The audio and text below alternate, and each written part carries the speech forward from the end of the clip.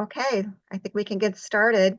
Um, Thank you everyone for joining us this evening. My name is Rebecca Jung. I'm the Teen and Adult Services Librarian at the Belvedere-Tiburon Library in Tiburon. This is actually, I believe, the library's first time doing a Zoom program. So this is a new platform for us. After the program, maybe in a couple of days, I'll be sending a survey request. So if you have any feedback about the program, that would be an opportunity for you to share how it went using this platform, since it is something we're exploring now. Okay, well, we'll get started. I want to introduce, on behalf of the Belvedere-Tiburon Library, Adam Piacente from Marin SAT When Prep. So the program runs from 7 to 8 p.m. It is recorded.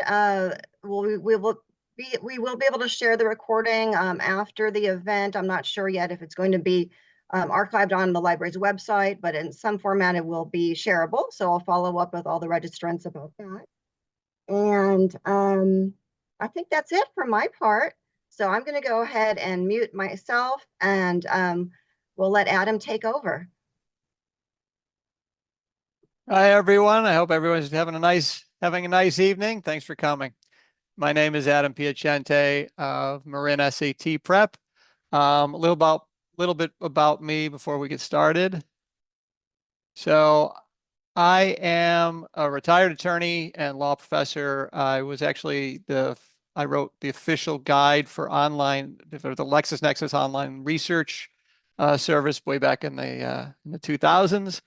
And was doing that for a long time teaching law students, but I decided that I wanted to change. And since 2006, I've had my own company doing SAT prep. I now do just private tutoring on my own, but for many years I had a number of tutors working for me, and I had a classroom in Montecito Plaza. And but after the break, I decided that it was time to just do it myself. So now I do online SAT tutoring and ACT tutoring. In addition, I also worked with many nonprofits, including Belvedere-Tiburon Library, but also Santa Fe City Schools, Marin Promise Partnership, Santa Fe Library, as well as Huckleberry Youth Programs. So that's a little bit about me. Let's start talking about the what's going on with the ACT and SAT.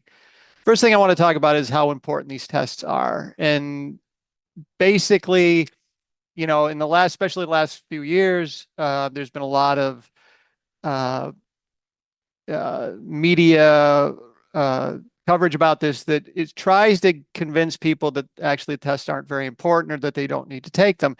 And what we're going to see in this first part is why they are important and sort of the data about what's going on with whether or not things are required or optional and so on. But basically, according to the National Association of College Administrators Counselors, did a survey in 2020, 95% of for-profit, or not-for-profit four-year schools either require or consider the test optional for admission. 83% of those schools say that the tests are of considerable or moderate importance. What that really means is that if you look at the chart here, this is sort of how it breaks down. Grades are important in terms of college admissions, obviously, and the strength of the curriculum, but that yellow line right after that is admission test scores. And the rest of those things are sort of college recommendation, essay and writing sample. The way you think about college admissions is basically the old analogy is the three legs of the stool, where it's your grades on one leg, your test scores on another, and then all of your extracurriculars, which is basically everything below the yellow line there. And so in terms of the actual schools, they do want to see these tests, and they do consider them important in determining whether or not your student is going to be admitted to their college. The thing about the SAT and ACT and taking these tests is that it's actually the easiest, most effective way to improve your chances. You can, it's very difficult if you're a junior or even a senior to improve your grade point average by very much over the semester. You can work very hard and get really good grades over one semester, say, and it's really not going to do that much to bump your score because it's bump your grade point average because it's only still 1/8 of the total. But within say even half a semester or a semester of study for the test, all of a sudden you can raise, say, from uh, if you're say in the 50th percentile, you can raise yourself to the 75th or 80th percentile and really, really improve your chances to get into school in a very short period of time. It's a really efficient way to do it. The other thing about standardized test scores is that students traditionally, now every school is different, you need to check with each school, but traditionally, if you're in the top 25% of your incoming class for SAT or ACT scores, that's typically the cutoff for non-need financial aid, which is basically just academic scholarships. So you can get money back if you have a good SAT or ACT score relative to your classmates, your incoming classmates.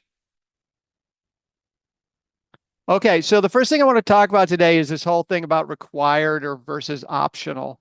And because there's been a lot of sort of what I believe is a bit of misinformation on that kind of stuff. So let's talk about what they are and then what they actually mean. So test required, that basically schools that are test required, all students must submit ACT or SAT scores when applying. Now, some people say, when I took the test, it was some schools took the ACT, some took the SAT. Nowadays, all schools will accept either the SAT or ACT, and there are ways to sort of compare your scores in each test, which we're going to talk about in a minute. But all schools now that require tests, or even those that are test optional, will all accept either ACT or SAT. Now, test optional, starting in say during about 2020, a number of schools decided to go test optional, which meant that they would look at your scores, but it wasn't necessary for your application to submit them. And it was a really good thing for the schools to do at the time because it increased their average test scores. Because if all of a sudden you're taking a whole group of students that are not putting in the test scores, presumably because they're fairly low, then your whole average test score of the students that you do submit the average ends up going up because you're not including students that otherwise would have had to add those lower scores into the mix. It also increased the number of applications for these schools, and it also decreased the acceptance rate because you had so many more students making applications that obviously the rate of the acceptance went down because they could only admit the same number of students, but they had so many more applications. Now, in terms of test optional, let's talk about it because there's really, what does that really mean? First of all, 60% of test optional schools, not all schools, but specifically test optionals, say that a competitive test score helps your application. So even though it's test optional, it's still going to give you a boost over students that don't submit scores. And it's a considerable considerable bump in the scores.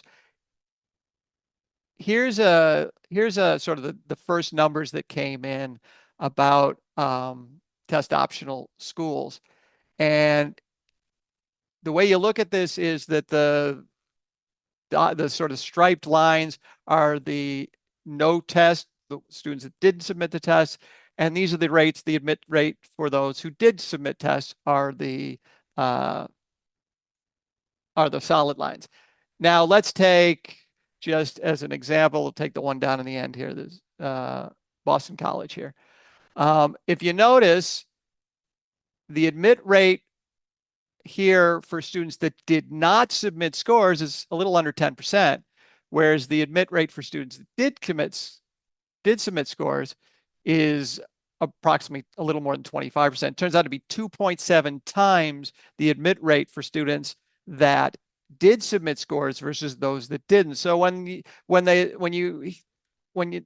people think about, oh, well, it's test optional, so they don't really care. They actually really do care whether you submit these scores. And if you do submit a competitive score, they're going to treat your application with a much more interest than they do students that don't submit scores. And let's drill down a little bit more on why that is. Okay. So here's a typical score range. This for 25 to 70%, 25th to 75th percentile students. Now this is no specific school. This is just sort of an example generic school.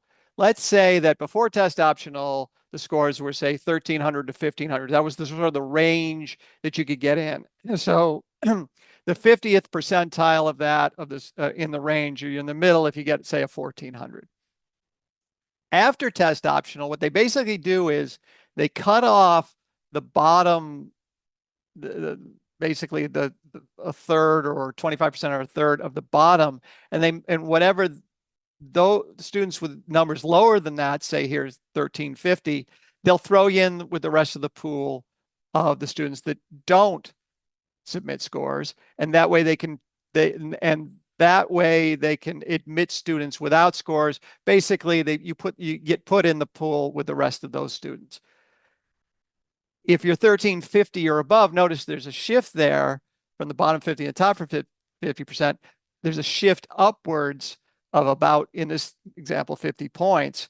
So all of a sudden, what used to be in the bottom 50%, say right here at 1350, when you were still in the sort of in the range, all of a sudden that range bumps up, and now say 1450 is the range for those, is the middle range for that. Now, here's the deal. Like, you'll hear college counselors tell you that you should not submit scores if you're not in the top 50% of what they're asking for, of the range. And in my opinion, and this is, I've been watching this since it's been coming in, obviously, and in my opinion, that is really not good advice. It really doesn't, it's really not helpful advice, because here's the thing. If you're in the top 50% here, that's fine. But if you're in the bottom 50% there and you don't submit a score, let's say you have a 1400 and you don't submit that score because my college counselor told me if I'm not in the top 50% of their score range, I shouldn't put it in. All of a sudden, the school isn't going to know that you had a 1400, that you were actually in the range. The school is going to assume that you're down here. The school is going to assume that your score is less than 1350, because otherwise, why wouldn't you submit a score in the first place? And so for that reason, you're really doing yourself a disservice if you don't submit scores when you're in the range, because they don't know that your college counselor told you not to submit a score even though you were in the range. They just they have to assume that you didn't meet the range, because again, why wouldn't you submit a score? So it's really, in my opinion, not good advice when you hear that you should only submit in the top 50%, because you're really doing yourself a disservice. Now, it's not as if that they're getting so many more students, say in that 1500 to 1550 range. If anything, the scores over time, over the years, are going down or decreasing. So it's just that they've shifted the graph up, but still that 1400 will still get you into that school. In the old, because what they're doing now is they're just basically letting in students that have lower scores, but that doesn't mean that your 1400 still isn't valid for them to let you in. This whole test optional thing has really been somewhat of a failed experiment. You see a lot of schools now that are going back to test required because they really are having a difficult time with that lower third, with the test optional, really finding students that really are going to succeed at that school. And so you see a lot of schools now, MIT, Yale, and so on, Dartmouth, and so on, Brown. There are some more schools here, Harvard, Stanford in the spring this year also determined that. And a lot of the schools are going back to that, because their issue they're having is that without the scores, they really can't tell whether or not that student's going to succeed at their school. And what does that mean? What is college? The whole sort of buzzword they use is college readiness. Are you ready for this college? And what it means is, in general terms, is are you going to survive that first year? Are you going to get through the first year of the college? Because if you get through that first year, chances are you're going to graduate. That the vast majority of students who don't graduate tend to wash out within that first year. So if you can get through that first year, then chances are you're going to get through. And they don't want a lot of dropouts. They want the students that they admit to be able to get through the school, get through the curriculum, be able to graduate. Without the tests, it becomes very difficult for them to know what sort of student they have, because after all, it's a standardized test across the entire nation, so that different high schools with different grading criteria and so on, it's very difficult for them to know, you know, what a grade point average at this school compares to a grade point average at that school.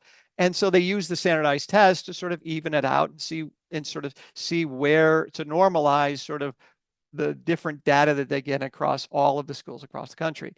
Without the test, and the tests do more than just sort of normalize that, they also sort of give a really good indicator of the student's specific strengths and weaknesses, say on the verbal side or on the math side. And even those tests are really designed to be able to drill down very specifically about what they know about that student. They get a lot of good data about the student from those tests. If they don't have the tests, then they really can't tell.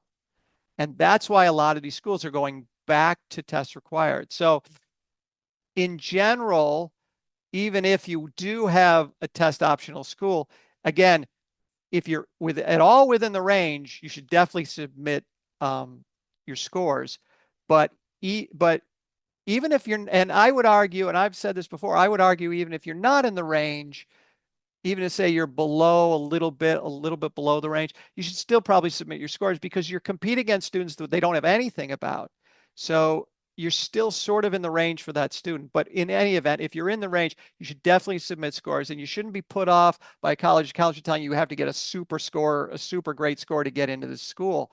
That really is, in my opinion, not good advice on this. And that's something, and it was something that's the college counselors have been telling people when this whole optional thing came out. I think a lot of college counselors are rethinking that themselves about that.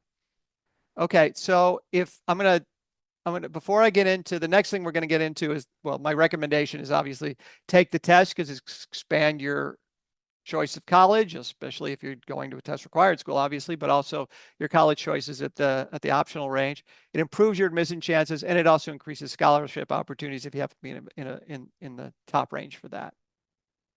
Okay, let's move on. Okay, so as you may have heard, the SAT has made a lot of changes in this year to the test. It's now the digital SAT, not just the SAT. The basic big changes are, one, it's a much shorter test. It's no longer this 3-hour and 25-minute marathon. It's now about an hour shorter. It's a digital format too, so it's no longer taken on paper. Students go into the test and either take the test online with a computer that the test center provides, or they can actually download the software and take the test on their computer in the test center. It's also adaptive, and what that means is that they're able to, well, this is how it works. So each of the there's two verbals of math and two modules of verbal, two modules of math. The first module of both the verbal and the math is a general test of easy and medium and hard questions. Based on how the student performs on that first module, they get a second module that's either easier or harder. If it's easy, so if you don't do very well in that first module, they'll give you the easy module as the second module. And that basically means that the most you can get is around a 600, 620 on each of the subjects. We'll talk about the scoring in a minute. If you get the hard module, you're basically guaranteed at least about a 600, 620. And then it's just a matter of how much higher you can go, depending on how well you do on that second module. And so this is what they call adaptive testing. It's they do that in the digital format, so that allows them to do that.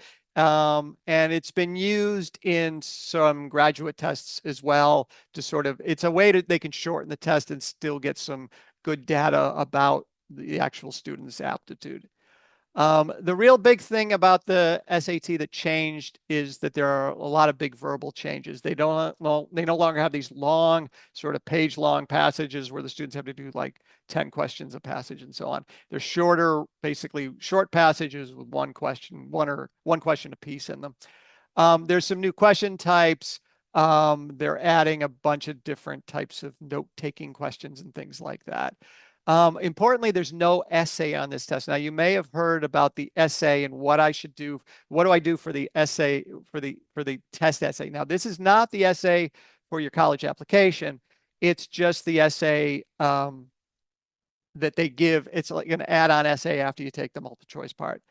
And the essay was originally designed when they redid the test back in 2015 to give colleges basically a raw writing sample in case they thought that the student didn't write their college essay. And it was just a way they could sort of check to make sure the student had actually written their essay themselves. The schools no longer are really interested in that. It's sort of it's a kind of a failed experiment. And so you really don't, if the essay is now on the ACT, you still have the essay and it's optional. On the SAT, they've just gotten rid of it entirely. But you really don't need to take that test essay. You just need to do the multiple choice. Another big verbal change is the return of vocabulary words. They got rid of vocabulary words in 2015. And so now they've returned, which was always a staple of the SAT going back for many years. But now they've returned, the vocabulary words have returned. I think it's a good thing. There was a thought, well, we don't need these what do students in college need to know hard vocabulary words for? I mean, it makes sense that they do, right? So that's another thing. Those are the changes on the SAT side. Okay, so let's compare tests now. Now, I must tell you that the ACT is now changing next year, and we're going to talk about the changes in a second. But for right now, this is the current comparison of the two tests, and we'll see the comparison of the new tests in a second. But currently, the ACT is the average of 4 subjects. The scoring grade scale for that is 0 to 36 points. And you can see how many minutes and questions, so on and so forth, for a total score of 36. What they do is your best score is what they call your composite score.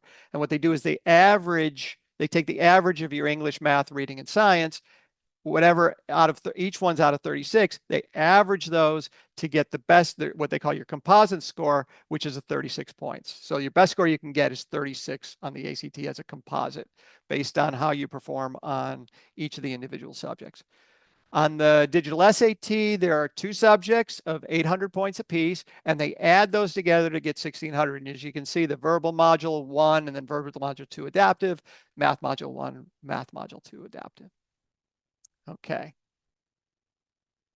Now, I said the ACT is making some big changes coming 2025. They call this the enhanced ACT. Basically, the biggest thing about it is it is shorter. The SAT became a shorter test, and now the ACT is following suit. They basically cut about 50 minutes off of it. It's in a digital format, but that digital format is optional. So there's no adaptive thing on the ACT for this next test, for the new test. But it is optional that you can take it either on the computer or paper. And some students, and I find this especially some students have learning issues or cognitive issues, sometimes like to do it on paper.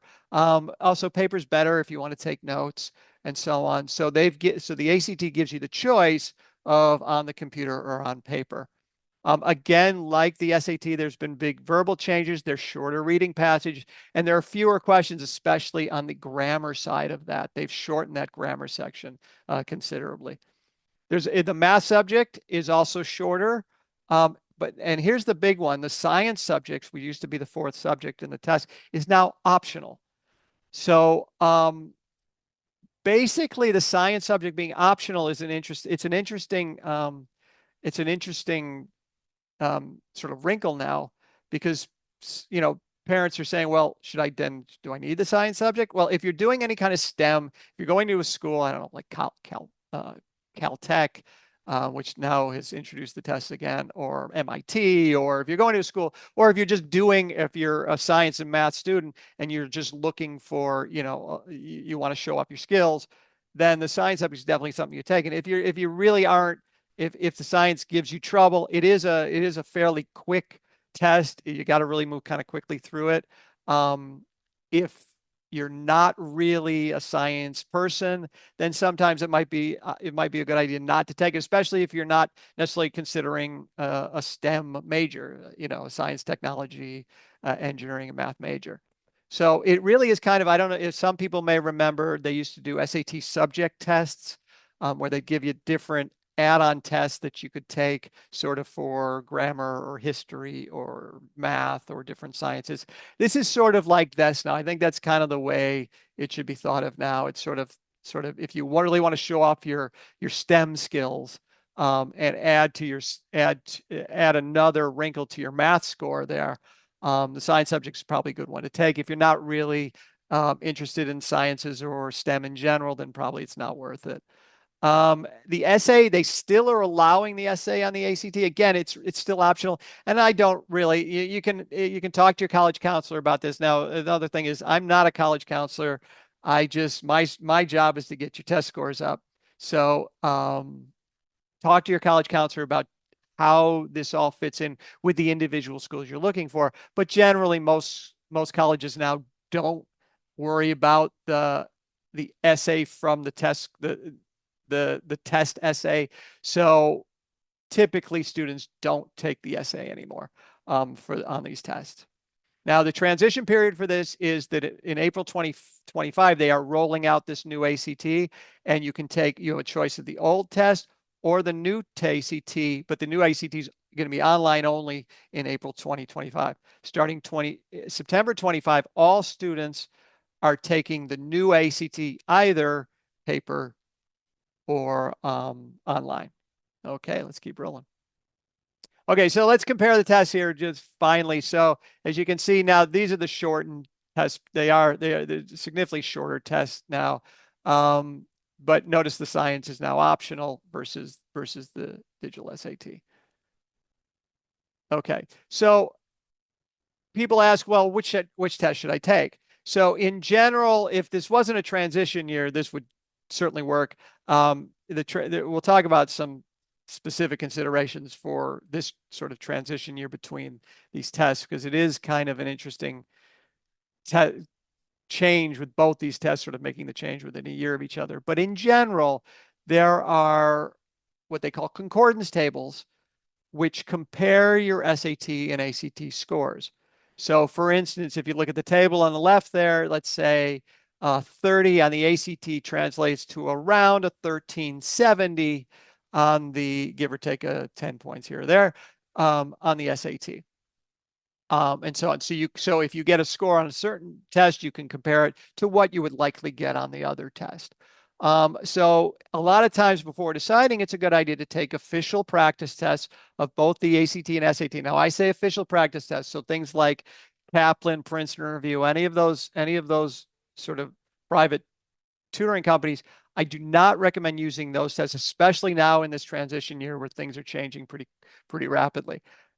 There are plenty of official tests that are given for both the SAT and ACT that you can take, and those are really the best guide of what you should expect to see on the actual test when you take it.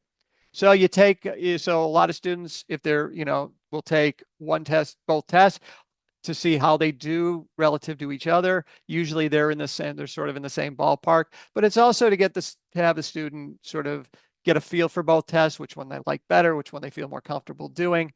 Generally, I like to say that the SAT is much more of an obstacle course. It's a little trickier than the ACT in terms of its questions, but it's a little leisurely. It's a little more leisurely, so it's not as, you don't have the time constraints aren't as important.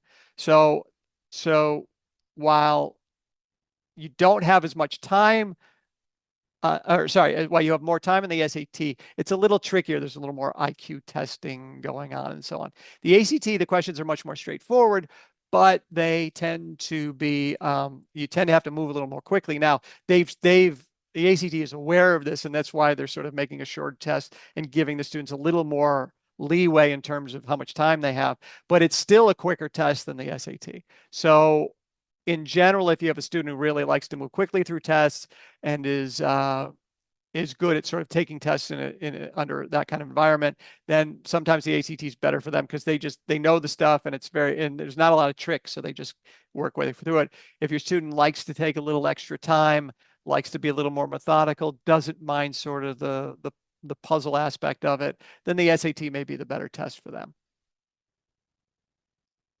Okay. Now, people ask me when to start prepping, basically early junior is probably the best time to start. Now, I have a lot of students who start in the summer.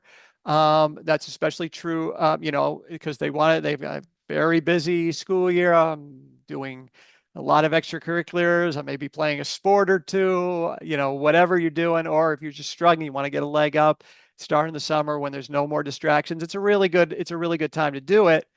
But for most students, early junior year, once they're back in the swing of the school, which is kind of like right now, they're back, their clocks are back on their schedules, and they're sort of into the swing of the study. It's a nice time to be starting that, because that gives you a leg up. So that gives you a sort of a head start on students who most tend to start second semester junior year. Now, the issue with that is that the later you go into that second semester junior year, the tougher it gets, because it's a long year. Junior year is probably the toughest year that high school students will have. And that second semester later in, they just start getting a little burnt out with everything, especially then you have AP exams and finals coming in way later in that junior. So if you get started, say, in say March or April for this, then you're packing that on at a time when they're not as sort of fresh to do it. And also they've got a lot more going on. A lot of things are coming at them. It doesn't say you can't start late junior if you just happen to get started that time. You can do that, but assume that if you get started late junior, you're also going to probably end up taking the test again fall of senior year. Now, talking about senior year, you can do well even if you don't get started in junior year. I have a lot of students that do very well just as seniors. We do it over the summer, or even getting started once the semester starts. Because here's the deal: there are tests in September for the ACT, October for both the SAT and ACT, and November, December for ACT, SAT. We'll see the calendar in a sec. Those September ACT and October SAT, are the last time you can take the test if you're going early decision somewhere. If you're not going early decision, however, you can take even the December tests and they'll still forward on your score. So even if your application has to be in, say, November 1st, you could still take the December SAT and the scores will still forward on. So it's okay to take those tests. So I have a lot of seniors who take this test even twice in the fall of senior year, and it still won't hurt them as long as they're not looking at early action, early decision for that. Make sense? Okay. If a question comes up, I'm happy to answer it. Okay, so I strongly recommend, and this is nearly 20 years of doing this, that you really want to take this test at least twice, either the SAT or the ACT. Take it at least twice. And the College Board did a survey, and they found that looked at their own numbers and found that nearly 2/3 of test takers improved their scores by taking it more than once. I really think it's higher. I've nearly every student I have who takes this test the second time is better than they do on the first test, because basically it's like jumping in a pool and learning to swim. The first time you jump in the pool, you don't swim as well as you do the second time when you're feeling more comfortable in the environment and so on. And you really do see that on this test. So what you get with the way the sort of the training should work is that you get the bulk of your training in before that first test, and you take the test, and you should come out feeling like that you improved, and you do get a bump in your scores. but you come out going, yay, I did better, but I still think there's another level to go. And it's that second time you take the test that you really start to see the numbers really pop. So you really want to assume that you're going to take the test at least twice. And it really, and you, it's not like the old days, and we're going to see this where you have to take it. It's one time and that's all you get to do. The way the scores go now, and we'll talk about this in a bit, is that there's no downside to taking the test multiple times. And so personally, I like my students to take, say, ideally to take the test first time, first semester, junior year, the second time, second semester, junior year, and then see what the numbers are. Then over the summer, going into senior year, you can go to your colleges, go visit colleges and say, well, here are my numbers, and here are my actual numbers, by the way. These aren't like I took a practice test and this is what I think I'm going to get. Here are my actual numbers. And the college will look at you because you have actual numbers as in a better light than just, well, we'll see how you do on the actual test. But you see what you need. And if, let's say you need, say, well, if you can get your math score up by a little bit, we probably let you in here.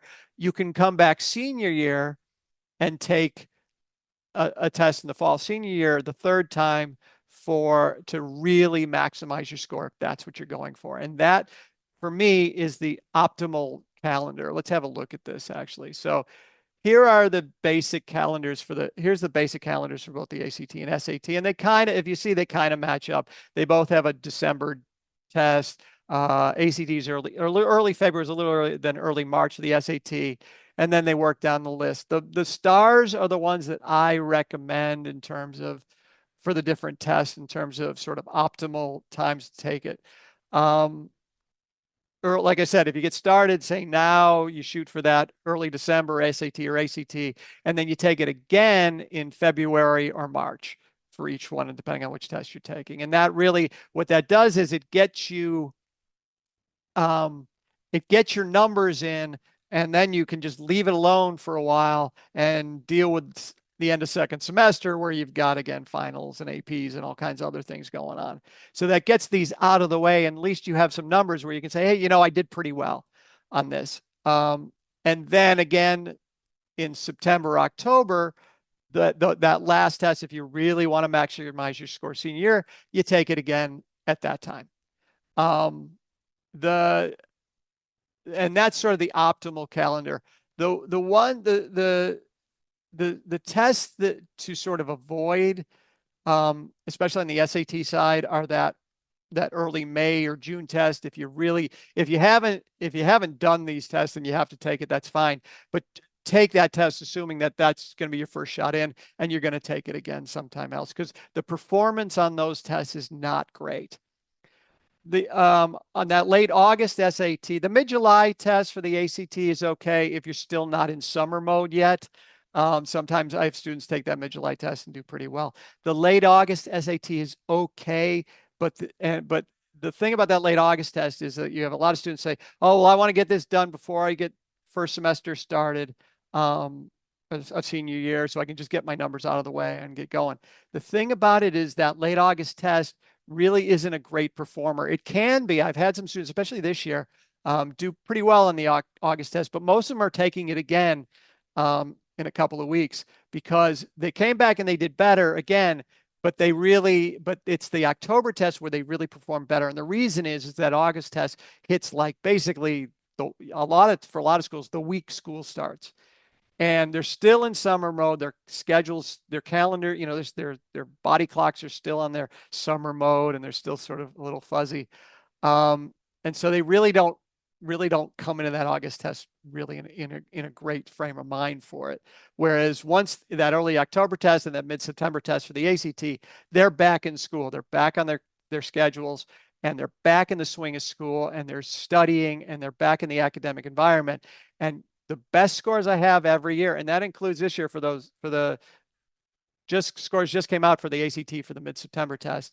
That is the best performing test of the year by far. Seniors taking that mid-September ACT or early October SAT, those are every year the best scores that I get, bar none, from students. So that's sort of the ideal calendar you want to take for that.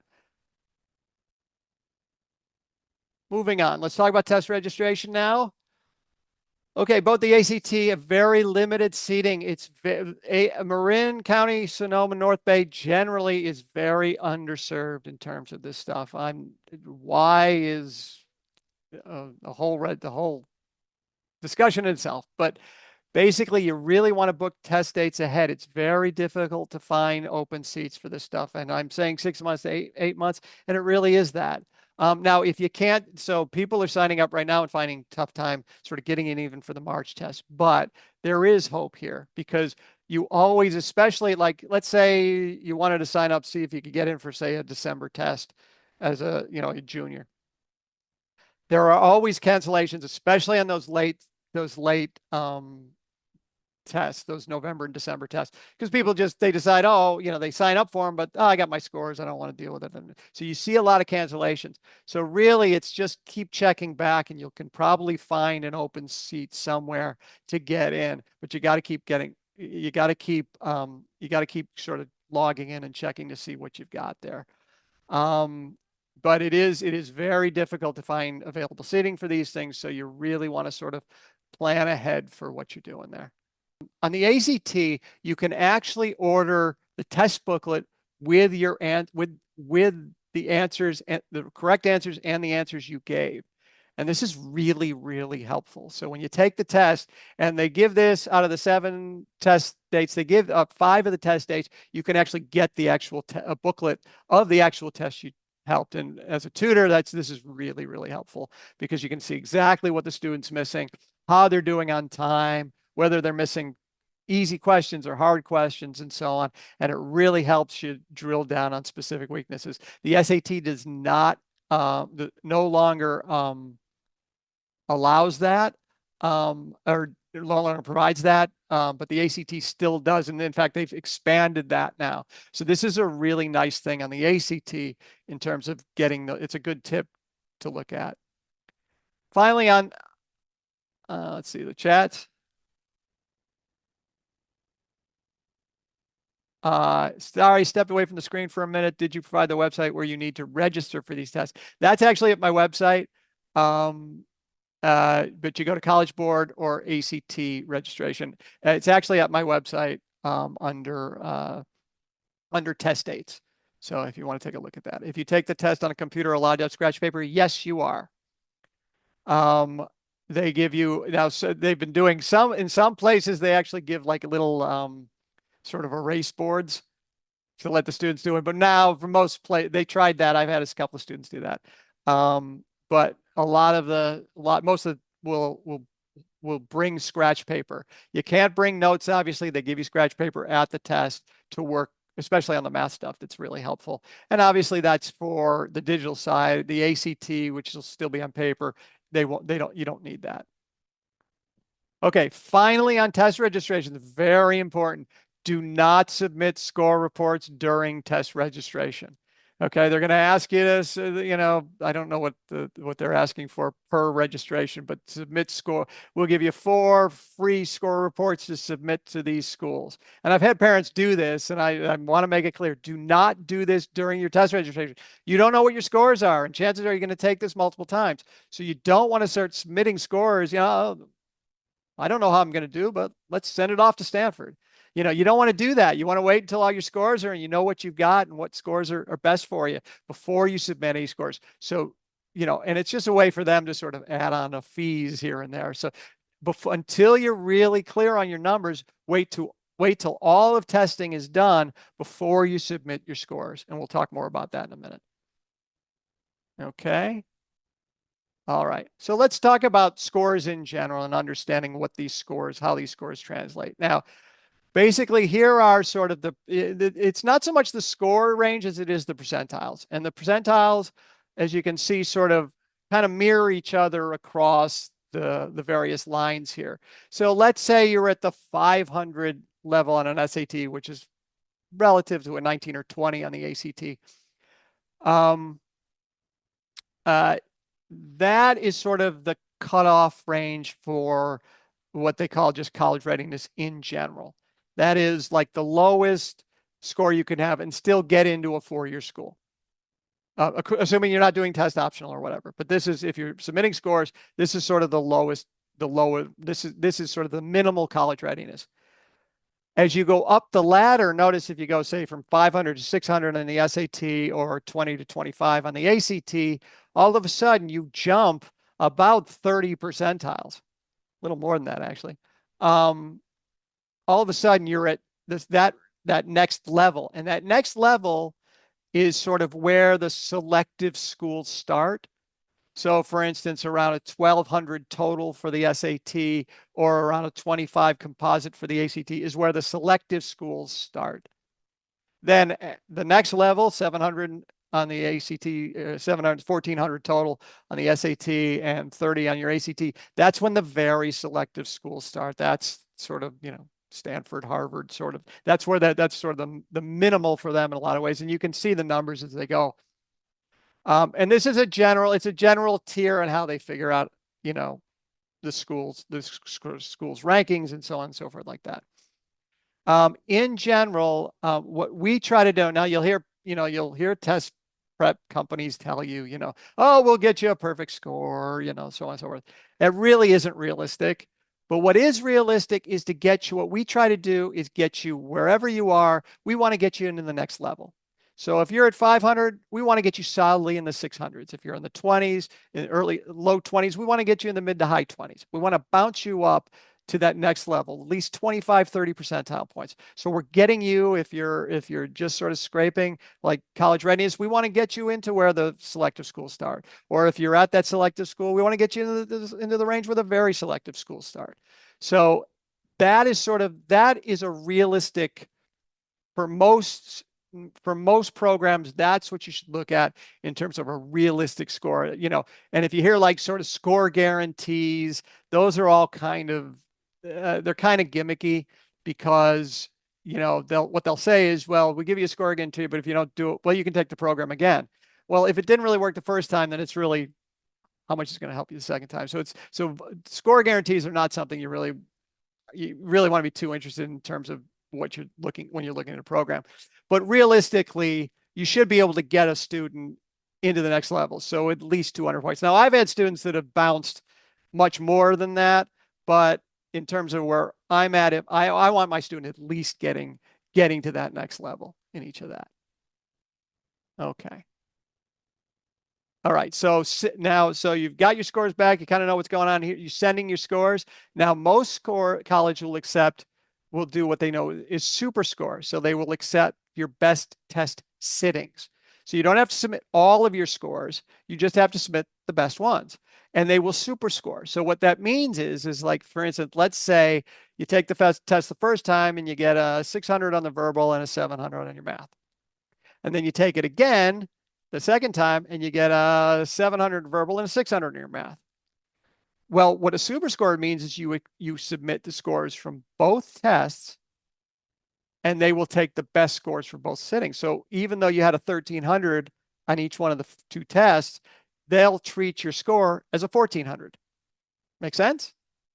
Okay, so a few colleges, so that's super score, and that's the vast majority of colleges will do that. In fact, the ACT actually does a super score, just gives you your super score as part of your testing when you take it multiple times.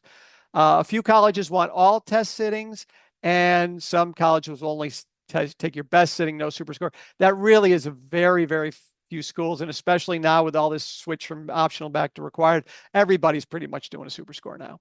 So that's another reason why it really does behoove you to take this test multiple times, because you're just sort of, let's say you get a nice score on one and you're kind of you can work on that other one and try and bounce that up, and you just kind of ratchet up your numbers the more times you take it.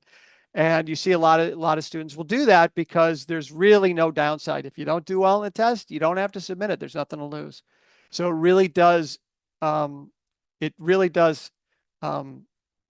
behoove you to take it more than one time. And finally, again, as it only sends scores after all your testing is completed, with the one exception that if you are going early action, well, you got to get those at the latest, those September, October ACT and SATs going. Okay, so that's sort of that's my spiel. Got it done in under an hour. Does anybody have any questions on any of that?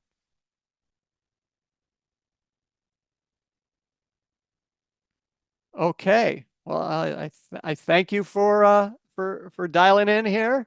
And if you want, oh, I do have a question. You're very welcome.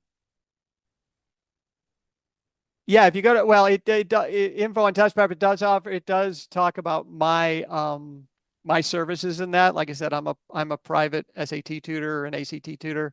And if you're interested in going that direction, I can certainly talk to you about that. There are also some videos there.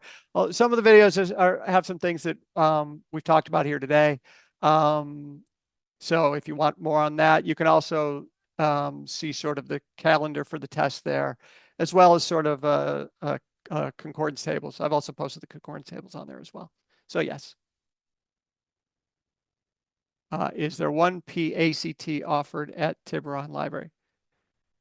We are doing a practice test. Rebecca, what's the date on? Do we know the date on that? I don't remember it offhand. Yeah, let me check offhand. I think it's the 19th. Oh, yeah, there we Yeah, go. there we go. We do repeat the practice SAT and practice ACT frequently. So there will be more coming up.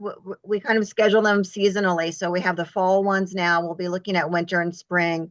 And if you can follow along with our programming and our posted events, you'll see that we will have more coming up. We don't have them scheduled right now. And we did an SAT just the other day. It was September 21st practice test. So this is an ongoing program for the library. Well, if we don't have any other questions or comments, we can go ahead and wrap it up. I want to thank everyone for participating.